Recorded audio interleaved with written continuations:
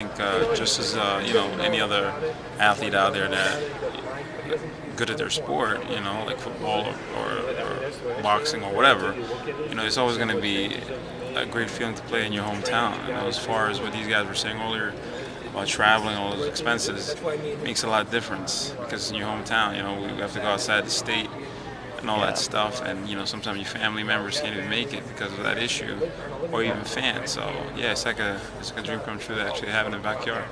Are you optimistic that it will go through and MMA will be legal here in sometime soon? Absolutely. I'm looking at, I saw the chart the other day and it was like every state except for Connecticut and New York. Yeah. And it's like, it doesn't make any sense. And at the same time, amateur MMA is already legal here. So it's like, what's really going on? And I wasn't really educated on this, as much, because I don't really know anything about politics. But Right. after hanging out with these guys and being a part of the group, it kind of broadened my understanding a lot. And the biggest thing I noticed is that a lot of people's not even educated on MMA.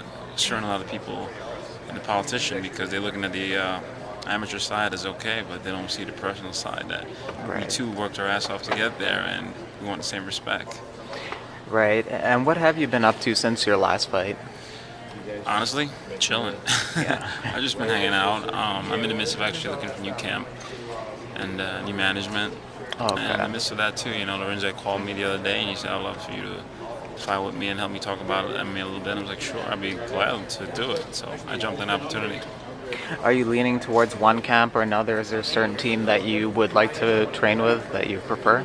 Not exactly. I mean, I'm still looking. It's like I'm shopping. The biggest thing I'm looking at is being comfortable.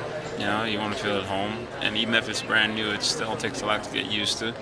Coming from, where I was before. But it's a part of the sport. It's a part of growing. So I feel like I'm growing, and to grow, and I feel like I'm evolving, I need to step up my game. What was the biggest lesson learned from your last fight?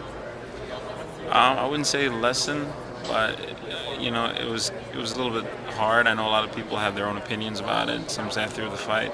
Some say I had too much hype. Some say I had ego. Some I don't even know what the hell. But personally, I know myself. I know my friends knew who I am, and going in there was just a little weird because me and Kelvin were close. We were cool. Yeah. We were best friends, but we trained and we got really close. And beating someone else on the team was fine to separate those emotions. So going out there was like, what the hell? And I remember feeling weird. But hats off to the kid. He did his job. I think he had that mental game plan down pat because for him there was no hype, so he had really nothing to lose. And he went out there and he did what he had to do. Right. And Dana said he told you after you need to get meaner. Do you agree with that assessment? Well, people are always going to have their own opinion of you.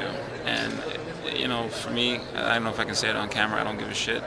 Because I know who I am. And it's not about recollecting myself. For me personally, even if I lost in the finale, I don't feel that bad about it. Yeah, losing sucks, but I look at more what I've gained as an individual, as an athlete, as a fighter, and to me that's worth much, much more.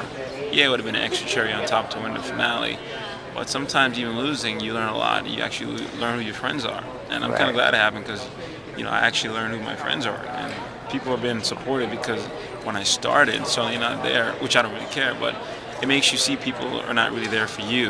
Those are called your constituents. Right, and, right. I know my confidants are.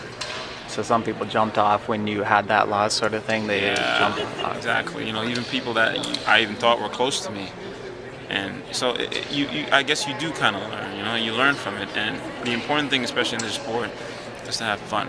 And someone once told me, once it becomes more of a business than the fun, you should leave. And I think, a big part of my performance back when is I was focusing much more on the winning part instead of having the fun. And I'm having fun. Chael Sonnen, your coach, what was he like as a coach, and what were some of the big things you learned from him? Chael Sonnen, personally, as a coach and as a friend, he's just the best word I can use is great. Off camera we spoke, and as an athlete, he kind of put himself in my shoes, and we spoke about what it is to go out there and perform. And I would always think about the outcome, and he basically told me I have no control of that.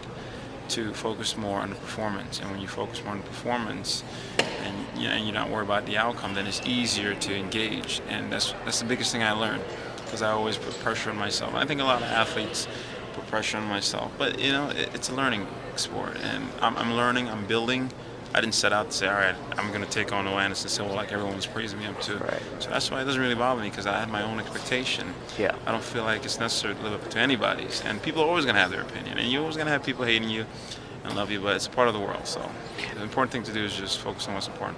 Do you feel like a weight has been lifted off your shoulders because people had so much hype and expectations of you? I think a weight was lifted off, yeah, because it did two things. I think it did something great for the UFC. It brought out an underdog, and it pretty much brought him from here to here, and it brought me from here to here. So it made us even. And, at the end of the day, it's about the competition. That's how I look at it. Winning is great. It is. It feels good, but for me personally, it's more about the competition. And John Jones, did you get to interact with him, and what was he like on the show? I got to hang out with Jones. He's a cool guy.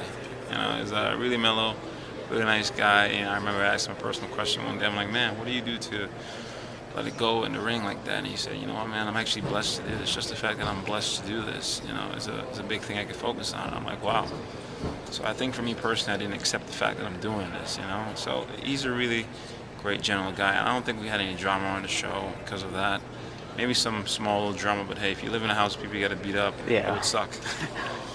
And finally, what's next for you? What can we expect for you in upcoming months, fight-wise or whatever, anything like that? I don't really have anything scheduled right now. I'm in the midst of looking for new stuff, but as soon as I know, man, I'll post it. I'm actually itching to get back in there, and Lorenzo was just talking to me earlier. He was like, man, when you get back in there? I'm like, yeah, soon. I just got to